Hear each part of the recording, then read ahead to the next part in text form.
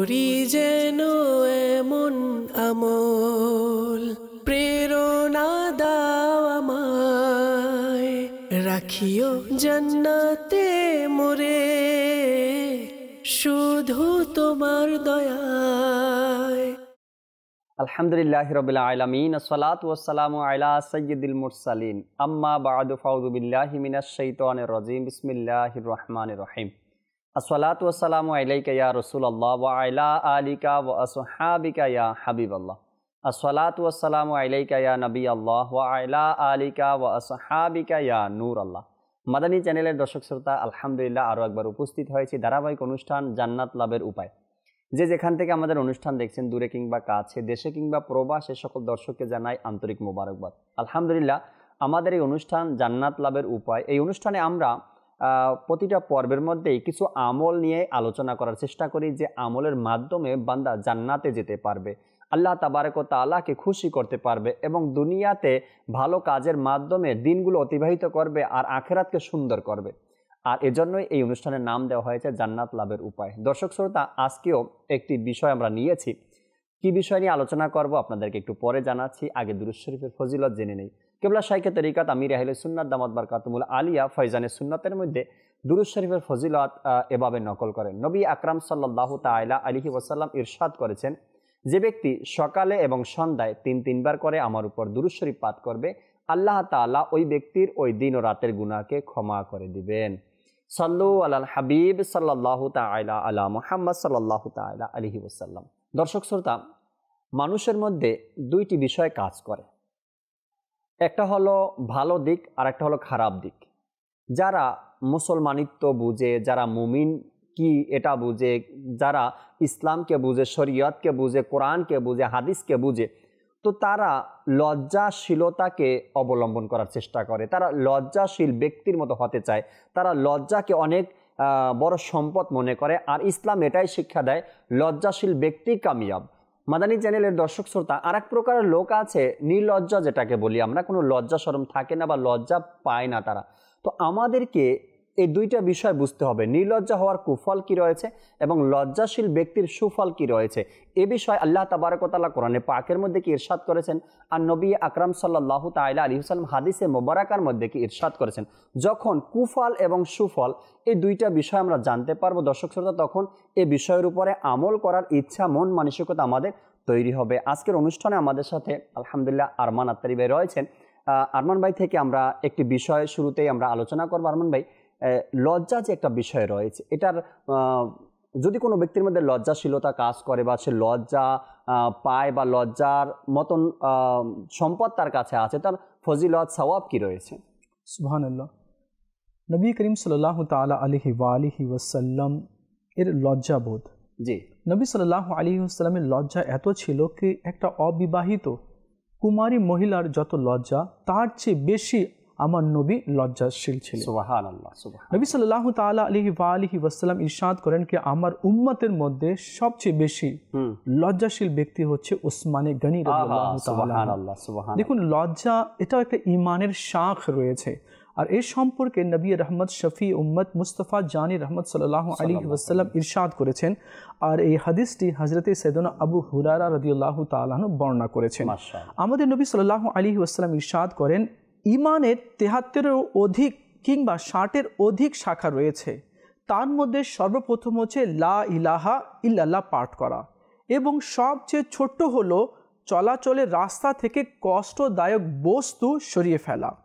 আর লজ্জা বোধ হলো ঈমানের একটি শাখা। সুবহানাল্লাহ। তো দেখুন, ঈমান এমন একটি জিনিস রয়েছে, এমন একটি বিষয় রয়েছে, যে বিষয়ের উপরে উলামা কেরাম মুফাসসিরে ইসলাম কিতাব লিখেছেন ঈমান। আর যার ঈমান ঠিক থাকবে তার জন্য জান্নাত, আর যার ঈমান ঠিক থাকবে না তার জন্য জাহান্নাম রয়েছে। যে ঈমান নিয়ে কবরে যাবে তার জন্য জান্নাত, আর যে বেঈমান হয়ে মারা যাবে তার জন্য জাহান্নাম। তো লজ্জাবোধ এটা হচ্ছে ঈমানের একটি শাখা। তো লজ্জাবোধ আমাদেরকে করতে হবে। হারাম না খাবো না, আমাকে লজ্জা লাগে আল্লাহর কাছ থেকে, আমি আল্লাহকে কিয়ামতের দিনে কি মুখ দেখাবো? জবাব দিব? সুদ না, না, আল্লাহ হারাম করেছে, যে জিনিস আল্লাহ হারাম করেছে আমি সেটা কিভাবে খেতে পারি? আল্লাহ থেকে লজ্জা করতে হবে। পাপের দিকে পা যদি অগ্রসর হয়, পাকে থামিয়ে নিতে হবে, না আমাকে লজ্জা লাগছে, কিয়ামতের দিনে আমি এই চেহারাকে আল্লাহ দরবারে কিভাবে দেখাবো আমি? তো ঠিক সেরূপভাবে অন্যান্য যে গুনাহের কাজ রয়েছে, নাফরমানি রয়েছে, তো লজ্জা যে আছে না, গুনাহ থেকে মানুষদেরকে বাঁচায়। আর কেউ যদি চায় कि আমার আখিরাত ভালো হয়ে যাক আর ঈমান মজবুত হয়ে যাক, তো তাকে লজ্জা করতে হবে। এক তো আমলের ক্ষেত্রে নামাজ পড়ছি না, আমি নামাজ পড়বো না, আমি আল্লাহকে কি মুখ দেখাবো? আমাকে লজ্জা লাগছে, আমাকে নামাজ পড়তে হবে, কোরআন পড়তে হবে, সুন্নাতের উপরে আমল করতে হবে। গুনাহ না, না আমি গুনাহ করব না, কিয়ামতের দিন আল্লাহকে আমি কি মুখ দেখাবো? এ তো হচ্ছে আমল এবং গুনাহ থেকে বাঁচার লজ্জাবোধ। এরপরে যেটা শরীয়ত যে সকল মহিলাদেরকে দেখতে নিষেধ করেছে বা শরীয়ত যে সকল জায়গাতে যেতে নিষেধ করেছে, সেই সকল জায়গাতেও যাওয়া যাবে না, আর লজ্জা বোধ করতে হবে। এক অপরিচিত মহিলা আছে, তার সাথে কেউ যদি হেসে হেসে কথা বলে, অপরিচিত মহিলা, হ্যাঁ, এটাও হারাম রয়েছে আর জাহান্নামে নিয়ে যাবার কাজ রয়েছে। আজ এমন হয়ে গেছে, মনে হচ্ছে কি লজ্জা উঠে গেছে, লজ্জা মনে উঠে গেছে, যে যার সাথে চাচ্ছে বিনা দ্বিধায় কথা বলছে।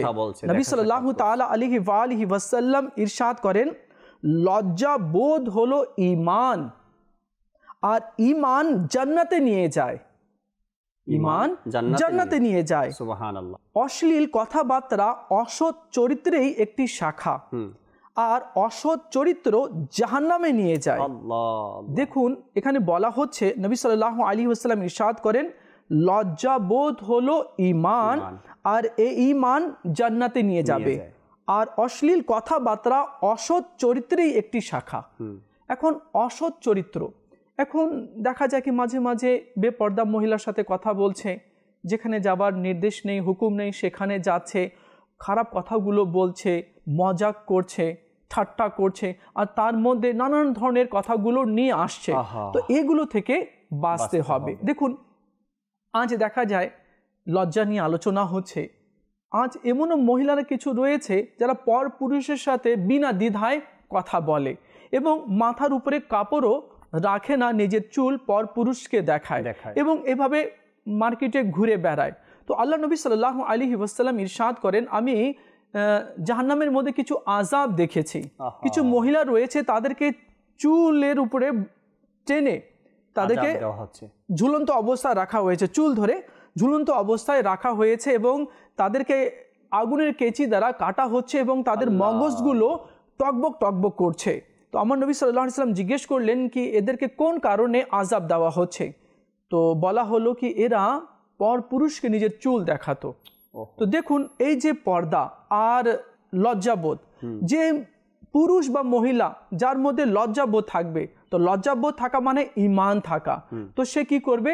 সব সময় মানুষ থেকে লজ্জা করবে, পর পুরুষ থেকে লজ্জা করবে। তো আমাদের উচিত হবে যাতে করে আমরা লজ্জা করি, আর যার মধ্যে লজ্জা থাকবে তার ঈমানও মজবুত থাকবে। হাদিসে মুবারাকার মধ্যে যেমন তানবিহুল গাফিলিনের আপনার 257 নম্বর পৃষ্ঠার মধ্যে আসছে আরমান ভাই, যে লজ্জা দুই প্রকারের হয়ে থাকে।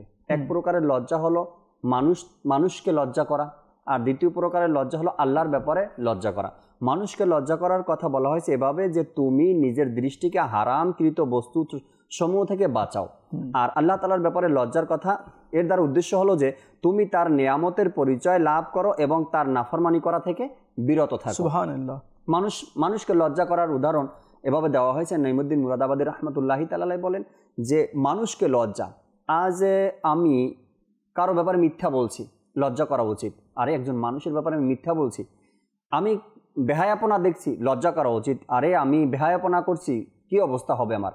আচ্ছা, মানুষকে লজ্জা করা, মানুষের সামনে তুই তোমারি বলা, গালি গালাজ করা, ঝগড়া বেফাসাদ করা, মারামারি করা, সমাজের মধ্যে ফিতনা ছড়ানো, এরপরে মা বাবাকে কষ্ট দেওয়া, ভাই বোনকে কষ্ট দেওয়া, আত্মীয় সম্পর্ক ছিন্ন করা, মানুষকে লজ্জা করা। আর আল্লাহ তাবারক ওয়া তাআলার ব্যাপারে লজ্জার ব্যাপারে আসছে কি আমরা আল্লাহ তাআলার এত নাজ নেয়ামত পাচ্ছি, আল্লাহ তাআলা আমাদেরকে তো ভালো রাখছেন, আল্লাহ তাআলা আমাদেরকে সুখে রাখছেন, আল্লাহ তাআলা আমাদেরকে মুসলমান বানিয়েছেন, ইমানদার বানিয়েছেন, তারপরেও কিভাবে আমরা আল্লাহ তাবারক ওয়া তাআলার নাফরমানিমূলক কাজ করি আর এগুলো নিয়ে ভাবা। তো যদি কোনো ব্যক্তির মধ্যে এই দুই ধরনের লজ্জা চলে আসে, মানুষের ব্যাপারে লজ্জা এবং আল্লাহ তাআলার ব্যাপারে লজ্জা, তো হাদিসে মোবারকার মধ্যে বলা হয়েছে আল্লাহ তাবারক ওয়া তাআলা এই লজ্জাশীল ব্যক্তিকে সবচাইতে বেশি ভালোবাসেন। আর ওসমানে গনি রাদিয়াল্লাহু তাআলা আনহুর যে কথা আপনি বলেছেন, ইসলামের মধ্যে নবী আকরাম সাল্লাল্লাহু তাআলা আলাইহি ওয়াসাল্লাম ইরশাদ করেছেন কি লজ্জাশীল মানুষের মধ্যে সবচাইতে বেশি লজ্জা ওসমানে গনি রাদিয়াল্লাহু তাআলা। আর তিনি বলেন যে আমি যখন বদ্ধ ঘরের মধ্যে গোসল করি বা এমন একটা জায়গাতে যে জায়গাটা চতুর্দিক থেকে বন্ধ আছে, তারপরেও আমি নিজের ছতরকে ওপেন করি না, আমি এত লজ্জা পাই। আর নবী করিম সাল্লাল্লাহু আলাইহি ওয়াসাল্লাম স্বয়ং তার লজ্জার ব্যাপারে হাদিসে কারিমা বর্ণনা করেছেন, অর্থাৎ ইরশাদ করেছেন যে ওসমানে গনির লজ্জা। আর ওসমান গনি রাদিয়াল্লাহু তাআলা আনহুর লজ্জার ব্যাপারে আরও এসেছে ফেরেশতারাও তার লজ্জা থেকে ঈর্ষা করতেন, কেমন লজ্জাশীল তিনি ছিলেন। আজ আমাদের সমাজের অবস্থার মানবে এমনই হয়ে গিয়েছে, নামাজ পড়ে নাই, লজ্জা নেই, লজ্জা নেই। আচ্ছা, নেকির দাওয়াত দিতে বলবেন, বলে আমার লজ্জা লাগে, কিভাবে নেকির দাওয়াত দিব, মানুষকে কিভাবে নামাজের কথা বলবো। অথচ যদি তাকে, আবার এমনও মানুষ অনেকে আছে কি সিনেমার কথা বলে বলে মাইক দিয়ে বেড়াচ্ছে কিন্তু লজ্জা পাচ্ছে না, খারাপ কথা বলছে লজ্জা পাচ্ছে না, মাইকের মধ্যে খারাপ গান করছে লজ্জা পাচ্ছে না, এগুলোর মধ্যে লজ্জা নেই। লজ্জা পায় নামাজের কথা বললে, নেকির দাওয়াত দিলে, কোরআনে পাকের তেলাওয়াত করা, শিখা, এগুলোর ব্যাপারে আমাদের লজ্জা। অর্থাৎ উল্টা হয়ে গিয়েছি আমরা, যে বিষয়ে লজ্জা করার কথা ছিল সেটা নয়, কিন্তু আমরা যেটার লজ্জা থাকার কথা এটার মধ্যে লজ্জা চলে। দেখুন জাকির ভাই, বাস্তবে কি লজ্জা করতে হবে? আল্লাহ এবং তার রাসূল সাল্লাল্লাহু আলাইহি ওয়াসাল্লামকে লজ্জা করতে হবে। দুনিয়ার মানুষ থেকে যদি আমি লজ্জা পাই, আমি সুন্নাত উপরে আমল করব, মানুষ কি বলবে? দাড়ি রাখবো এখন, মানুষ কি বলবে? কি বলছে ভাই, পাগড়ি পরবো, টুপি মাথায় রাখবো, মানুষ কি বলবে? আহা, এখনই কি আমি মসজিদে যাব, মানুষ তো বলবে কি মুলিসাফ হয়ে গেছে। এখন আমি যাব, মানুষ কি বলবে? তো মানুষ কি বলবে? মানুষ তো ভালো বলবে, মন্দ বলবে, মানুষ কখনো কারো নয়। সেটা আপনার ভালো দেখলে তো সে ঈর্ষা করবে, আর মন্দ দেখলে সে এভাবে করে লোকদেরকে বলে বেড়াবে। তো লজ্জা করার দরকার, আমরা লজ্জা করব, আল্লাহ এবং তার রাসূল সাল্লাল্লাহু আলাইহি ওয়াসাল্লামকে আমরা লজ্জা করব। যদি মানুষ থেকে লজ্জা করে নেকির কাজ যদি ছেড়ে দিই, যে কথা আপনি বললেন, নেকি যদি আমরা ছেড়ে দিই, নামাজ ছেড়ে দিই, দাড়ি যদি আমরা কেটে ডাস্টবিনে যদি ফেলে দিই ময়লার জায়গায়, তাহলে কিয়ামতের দিনে যার থেকে আমি লজ্জা করছি সে তো আমাকে বাঁচাবে না, সে তো আমাকে পুলসিরাত পার করাবে না, আমার মিজানের পাল্লা সে তো ভারী করাবে না, আর কিয়ামতের দিনে সে তো আমাকে আরশের ছায়ার কাছে নিয়ে যাবে না। লজ্জা করব আল্লাহ এবং তার রাসূল সাল্লাল্লাহু আলাইহি ওয়াসাল্লাম থেকে আমরা লজ্জা করব। মানুষ থেকে লজ্জা করলে কোনো ফায়দা নেই। হ্যাঁ, যেসব বিষয় লজ্জা করার দরকার সেসব বিষয় আমাদেরকে করতে হবে, কিন্তু আল্লাহ তাআলা যা হুকুম আকাম করেছে সেই অনুযায়ী আমাদেরকে লজ্জা করতে হবে। হযরত সাইয়েদনা ইবনে উমর রাদিয়াল্লাহু তাআলা আনহু বর্ণনা করেন কি নবী রহমত শফি উম্মত মুস্তাফা জানে রহমত সাল্লাল্লাহু আলাইহি ওয়াসাল্লাম ইরশাদ করেন, লজ্জাবোধ ও ঈমান উভয়ে একটি অপরটির সাথে আঙ্গাঙ্গিভাবে জড়িত। সুবহানাল্লাহ। সেগুলোর একটি না থাকলে তখন অপরটিও থাকে না। তো লজ্জা এবং ঈমান এটা আঙ্গাঙ্গিভাবে একসঙ্গে জড়িত রয়েছে। যদি লজ্জা না থাকে তাহলে ঈমানও থাকবে না। তো লজ্জা এটা ইম্পর্টেন্ট বিষয় রয়েছে। আজ দেখা যাচ্ছে কি লজ্জা আমাদের মাঝ থেকে উঠে গেছে। আজ মানে কি বলবো, এমনও দেখা যায় মাঝে মাঝে যে এক ভাইয়ের বিয়ে হয়েছে বা কারো বিয়ে হয়েছে, সে তার স্ত্রীকে সাজিয়ে গুজিয়ে বেপর্দাভাবে নিয়ে যাচ্ছে, মার্কেটে নিয়ে যাচ্ছে, বা সাজিয়ে গুজিয়ে তাকে ঘর থেকে বাইরে বের করলো। তো বর্ণিত হয়েছে যদি কোনো মহিলা সাজিয়ে গুজিয়ে বাইরে বের হলো, তো যতগুলো কদম সে বাইরে বের করবে তো ততটি জাহান্নামে তার জন্য, স্বামীর জন্য ঘর বানানো হবে। তো এখানে দেখা যাচ্ছে বিয়ের, আজ আমাদের এলাকাতে, আমাদের সোসাইটিতে, আমাদের শহরে দেখা যখন বিয়ে হয় তো কত বেপরদগি হয়, মানে লজ্জার মনে হচ্ছে কি সেদিন জানাজায় উঠে গিয়েছে, জানাজায় উঠে গিয়েছে। এটা কেমন একটা নির্লজ্জাকর একটা বিষয় রয়েছে। বিয়ে হচ্ছে, আলহামদুলিল্লাহ সুন্নত আছে, আমার নবী সাল্লাল্লাহু আলাইহি সাল্লামের পবিত্র সুন্নত রয়েছে, এতে ঈমানও হেফাজতে থাকে। কিন্তু কিছু কিছু রসম এমনভাবে তৈরি করে নেওয়া হয় কি হলুদ লাগানো হয়। তো একজন পুরুষ বসে আছে, ছেলে যুবক বসে আছে, তাকে মহিলারা এসে হলুদ লাগাচ্ছে, তাকে স্পর্শ করছে, এটা তো হারাম রয়েছে। আর জাহান্নামে নিয়ে যাওয়ার কাজ রয়েছে। জাহান্নামের আগুনের 1 সেকেন্ডের যদি 1000 ভাগও করা হয়, তো সেখান থেকে 1 সেকেন্ডের 1000 ভাগের 1 ভাগও সহ্য করা সম্ভব নয়। এই যে নির্লজ্জতা যে রয়েছে, এটা আমাদেরকে পরিহার করতে হবে, আমাদেরকে কোরআন ও হাদিস অনুযায়ী চলতে হবে। সেকেন্ড হচ্ছে কি, মহিলা আছে, মেয়ে আছে, অওরাত, মহিলা, মহিলা মানেই পর্দা করা জিনিস, মহিলা মানেই পর্দা করার জিনিস। এখন বিয়ে হবে, ভালো কথা, আমার মেয়ে, আমার বোন, আমার প্রতিবেশী বা আমার আত্মীয়ের মধ্যে কারো বিয়ে হলো, ভালো কথা, বিয়ে হবে, হলুদ লাগানোর সময় চলে আসলো, তো এটা ইসলামের মধ্যে কোনো জায়েজ নেই কি এমন অনুষ্ঠান করতে হবে, তারপরেও করে লোকেরা। এখন দেখা যাচ্ছে কোন পুরুষ আসলো, মেয়েকে হলুদ লাগাচ্ছে, অপর মেয়েকে, মহিলাকে জানে না, কার বন্ধু বান্ধব, ভাইয়ের ভাইয়ের ভাইয়ের কত আত্মীয় ছাড়া, এরপরে তার বন্ধু বান্ধব, তার আত্মীয় স্বজন, তার পরিচিত ছেলেরা এসে তারপরে যাকে কখনো দেখেও নাই। নুজহাতুল কারি নামে একটি কিতাব আছে আরমান ভাই, এই প্রসঙ্গে আমি তুলছি। ওই কিতাবের মধ্যে বর্ণিত রয়েছে কি লজ্জা 3 প্রকারের, মানে লজ্জা থেকে বাঁচা, মানে লজ্জা করা কখনো ফরজ আবার কখনো ওয়াজিব হয়ে যায়। সেটা হলো কোনো হারাম ও নাজায়েজ কাজ থেকে লজ্জা করা, কখনো ফরজ আবার কখনো ওয়াজিব হয়ে যায়। কখনো মুস্তাহাব, যেমন মাকরুহে তানজি থেকে বেঁচে থাকতে লজ্জা, এটাকে মুস্তাহাব বলা হয়েছে। এবং বলা হয়েছে কখনো মুবাহ হয়ে থাকে, করা না করা এমন কাজ যেগুলো মুবাহ, এমন কাজ থেকে লজ্জা করাও মুবাহ বলা হয়েছে। 3টা বলা হয়েছে এখানে, ফরজ বা ওয়াজিব বা মুস্তাহাব বা মুবাহ বলা হয়েছে। তো এখন আমাদেরকে চিন্তা করতে হবে, যেখানে লজ্জা করা ফরজ বলা হয়েছে, লজ্জা করা ওয়াজিব বলা হয়েছে, লজ্জা করা মুবাহ বলা হয়েছে, মুস্তাহাব বলা হয়েছে, সেখানে আমাদের অবস্থা, আমাদের লজ্জার স্থানটা কোথায় আছে? আজ নিজের পরিবার পরিজন থেকে মহিলাদেরকে আমরা বাহিরে বের করে দেই, অন্য পুরুষের সামনে নামিয়ে দেই, তো সেখানে আমার কেমন লজ্জা পাওয়া উচিত? আরেকটা হাদিসে পাকের মধ্যে বাবা আসছে আরমান ভাই, যদি কোনো পুরুষ নিজের স্ত্রীকে বা নিজের বোনকে পর পুরুষের সামনে এভাবে করে বের করে দেয়, বেপর্দার মধ্যে ছেড়ে দেয়, তো তাকে দায়ুসও বলা হয়েছে, আর তার স্থান হবে জাহান্নামে বলা হয়েছে। দায়ুস জান্নাতের সুগন্ধ পাবে না। তো এই জন্য আমাদের উচিত হবে এটাকে খুব সিম্পলি নিতে হবে, আর খুব সিরিয়াসলি আমাদেরকে নিতে হবে। না, আমার মেয়ে, যাকে আমি এত সুন্দরভাবে লালন পালন করেছি, আমার মেয়েকে আমি সম্মানও করি, তো আমার মেয়েকে পর পুরুষ কিভাবে দেখতে পারে, আর কিভাবে এভাবে হলুদ লাগাবে, স্পর্শ করবে, তো এইভাবে আমাদেরকে একটু খেয়াল রাখা দরকার, যাতে করে আমরা এসব থেকে বাঁচি। হ্যাঁ, নিশ্চয়ই বিয়ে তো জায়েজ আছে, বিয়ে সুন্নতও রয়েছে, ফরজও রয়েছে, ওয়াজিবও রয়েছে, তো বিয়ে দিতে হবে। তো যে সকল ইসলামী ভাই আজকে এই অনুষ্ঠান দেখছেন, বা যে সকল ইসলামী বোনেরাও দেখছে, তো তাদের উচিত হবে যাতে করে সুন্নত অনুযায়ী বিয়ের অনুষ্ঠান যাতে সাজায়, সুন্নত অনুযায়ী। তো বেহায়াপনা যাতে না চলে আসে। এখন দেখা যায় কি, অমুক কি বলবে, না আমি করিনি, আমার বন্ধু বলছে, অমুক আত্মীয় বলছে, না, এমনটি শোনা যাবে না। লজ্জা যার মধ্যে আছে তার ঈমানও মজবুত রয়েছে। এখানে আরমান ভাই আরো কিছু লোক আছে যারা নিজের সন্তানকে এভাবে করে বেপরদিগির মধ্যে ছেড়ে দেয়, আবার খারাপ কাজের মধ্যে তার সন্তানরা চলে যায়, খারাপ সংস্পর্শের মধ্যে চলে যায় তার সন্তানরা। মা বাবাকে যদি বলা হয় কেন আপনার সন্তান এই কাজের মধ্যে চলে গেছে, আপনার সন্তান এমন কাজগুলো করছে, তখন আরমান ভাই তাদের থেকে রিপ্লাই আসে কি জানেন? তারা বলে আজকাল সন্তানরা কথা শুনে না, পরিবেশ এমন হয়ে গিয়েছে, বা তারা নিজেদের বন্ধুদের মধ্যে আড্ডা দিচ্ছে, বা মা বাবা থেকে এই রিপ্লাই আসে কি জমানা এমন হয়ে গেছে, বা কথা শুনে না। কেন কথা শুনবে না? আপনি ইসলামের কথা বলছেন, পর্দা করার কথা বলছেন, লজ্জা করার কথা বলছেন, সন্তান শুনে না, বলতেছে শুনে না। তো শুনে না যেন এখানে কিছু কারণ তো অবশ্যই থাকতে পারে।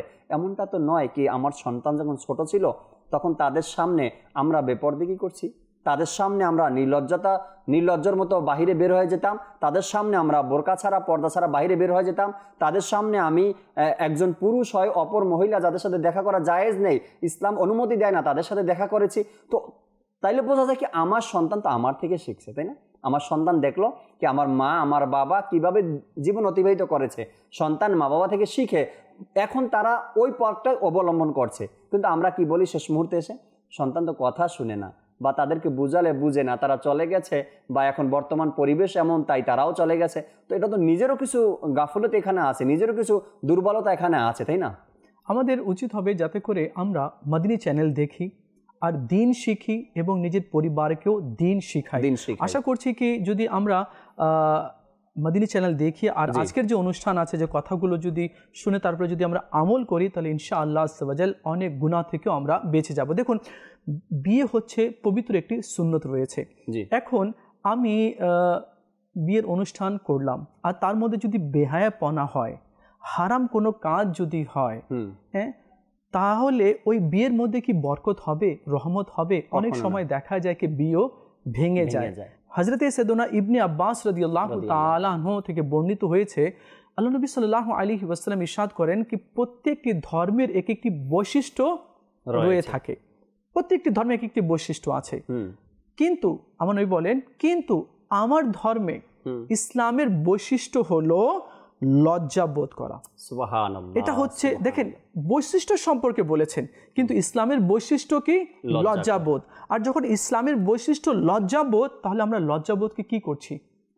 দুলিশাত করে দিচ্ছি আজ। আল্লাহু আকবার। তো আমাদের যারা শুনছে, ইসলামী ভাইয়েরা যারা আমরা শুনছি, তো আমরা নিয়ত করি যে আমরা এই বৈশিষ্ট্যকে আরো মজবুত করি, যাতে করে এমন কোনো গুনাহ না হয়ে যায়। বিয়ে ভালো কাজ, কিন্তু হারাম না হয়ে যায়। আমি করলাম, দরজা খুলে দিলাম, যদি এর মধ্যে আমি পার্টিসিপেট করি, অংশগ্রহণ করি, বা আমার মেয়ে অংশগ্রহণ করলো, বা আমার ছেলে অংশগ্রহণ করলো, তারাও গান বাজনার মধ্যে লিপ্ত হয়ে গেল, সারা রাত গান বাজনা করলো, তো এই যে সারা রাত গান বাজনা করলো, গুনাহের কাজের মধ্যে লিপ্ত হইল, তাহলে এর হিসেব কিন্তু আমাকে দিতে হবে, কারণ আমি অনুমতি দিয়েছি, ঠিক আছে যাও। আমি দেখছি কি সেখানে গান হচ্ছে, কিন্তু আমার মেয়েকে আমি পাঠিয়ে দিয়েছি।